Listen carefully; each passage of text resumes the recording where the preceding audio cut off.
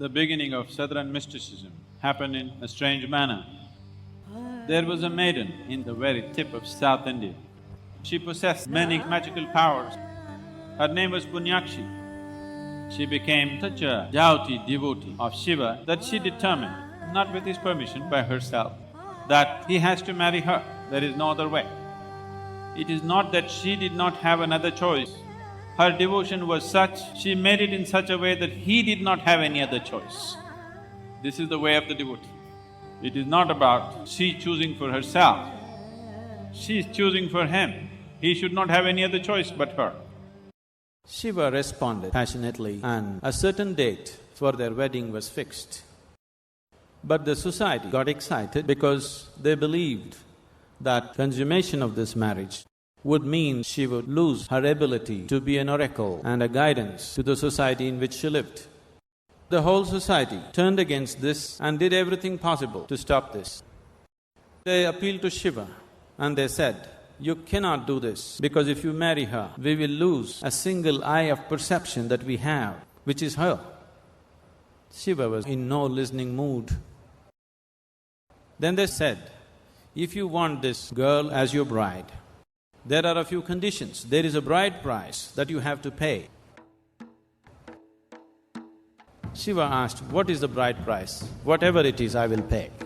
So they said, "The bride price is a sugar cane without rings, a betel leaf without veins, a coconut without eyes. That is the bride price you have to pay." It is unnatural. A sugar cane always comes with rings. There is no betel leaf without veins, nor can there be a coconut without eyes. An impossible bride price, a sure way of stopping the wedding. But Shiva brought forth his occult force within himself, the magical capabilities that he had, and created all these three objects, breaking the laws of nature. When he is passionate, when he is romantic, he is willing to break all the rules. He broke the very fundamental laws of nature to fulfill an unjust bride price, an impossible bride price that they demanded, and started proceeding towards the wedding. The leaders of the society saw that he is crossing all the impossible conditions that they fixed and still going to fulfill his promise to this woman, and they will lose that one eye of intuition that they have with them. Then they set a final condition to Shiva. They said, "It is inauspicious to start on this day, so you must start from Kailash only after the sun sets, and you must reach before the sunrise, otherwise there will be no wedding." So he got onto his bull, Nandi, and galloped at such speed that he was easily making the distance in time. Then they saw early morning he's already here, south, he's gonna make it. But the conspiracy was not over. What they did was, they had set up a mountain of camphor and they lit it up.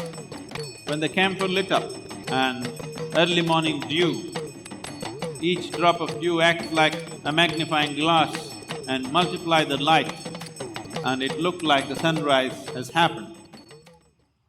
Shiva saw that he's not made it in time, completely dejected with his own failure, despondent.